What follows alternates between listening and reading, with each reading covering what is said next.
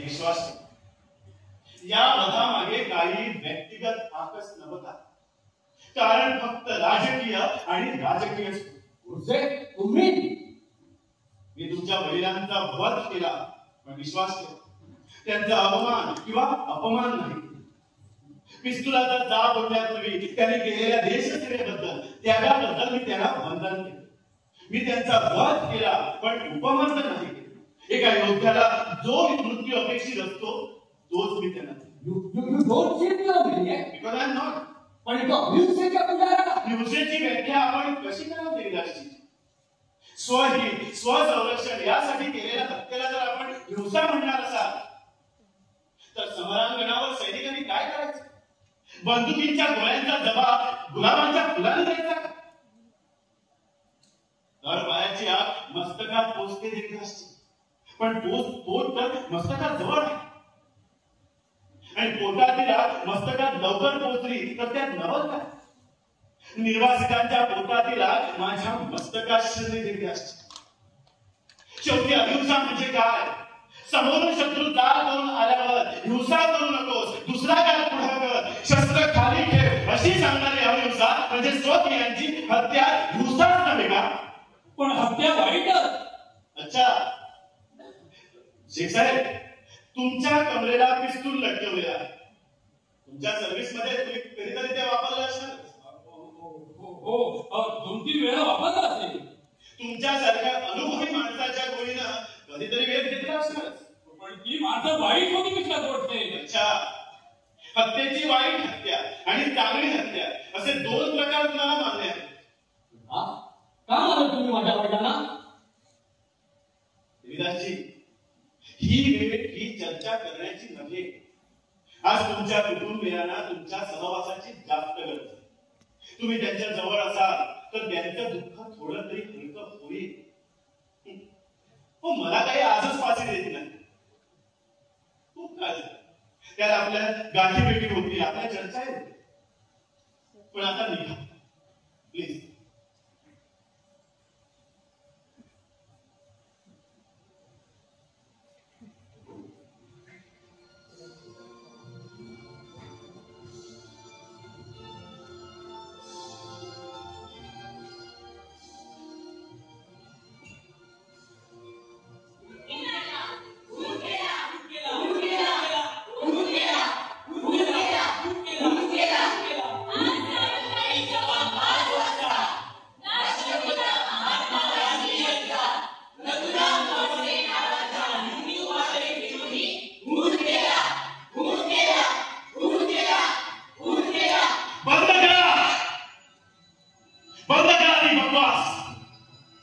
गांधींचा वध नथुराम गोडसेने केला, एका हिंदूने केला. पण नथुराम गोडसे माझे हिंदू नाही.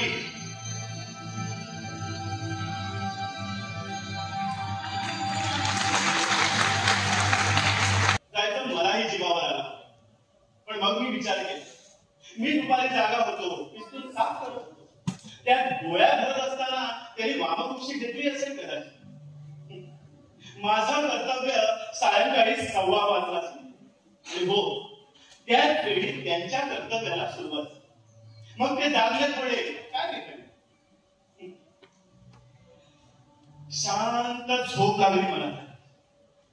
अखंड हिंदुस्थानात त्या रात्री आम्ही फक्त दोघे शांत झोपले असतो. दोघे झोपलेला मी आणि शीतगृहात चिरनिद्रा घेणारे गांधी. त्यांच्या आयुष्याचा प्रवास संपला होता आणि माझ्या आयुष्याच्या अंताचा प्रवास सुरू. बाकी सर्व देश कविरगत होता. काहींची कत्तल होत होती तर काही कत्तल करत होती. मातेच्या उदरातील गर्भही त्या रात्री शांतपणे पकडले नसते. माझ्या आई वडिलांना रात्री सर्वबरोबरी संरक्षणासाठी फलासखान्यावर नेऊन ठेवलं म्हणून ते माझे. पण माझ्या भावाला दत्तात्रयाला मात्र थोडीशी मारहाण. दुसऱ्या दिवसापासून अटक सत्राला सुरुवात झाली. करकरे, डॉक्टर परचुरे, बडगे, शंकर किस्तीच्या, गोपाळ, माझा भाऊ, मदनला, नाना आपटे आणि तात्याराव सावरकर एक एक करून सगळी मंडळी जमा होत. तात्यारावांना या खटल्यात उगाचच होत. पण खरं सांगू का, वेगळाच फायदा झाला आणि तो म्हणजे त्यांचा मिळालेला उदंड सहवास. ते निर्दोष होते त्यामुळे ते सुटणाऱ्याची कल्पना होती, पण बाहेर तात्याराव असे एकांतर कधीच मिळत नव्हते. त्याला भेटायला आलेल्या माणसांची वर्दळ, त्यांच्यावर लिखाण सभा, पण इथं मात्र तात्याराव आमचेच. इथे शिकायला मिळालं त्यांच्यापासून. आयुष्याचे शेवटचे दिवस चांगले हो. सकाळी आले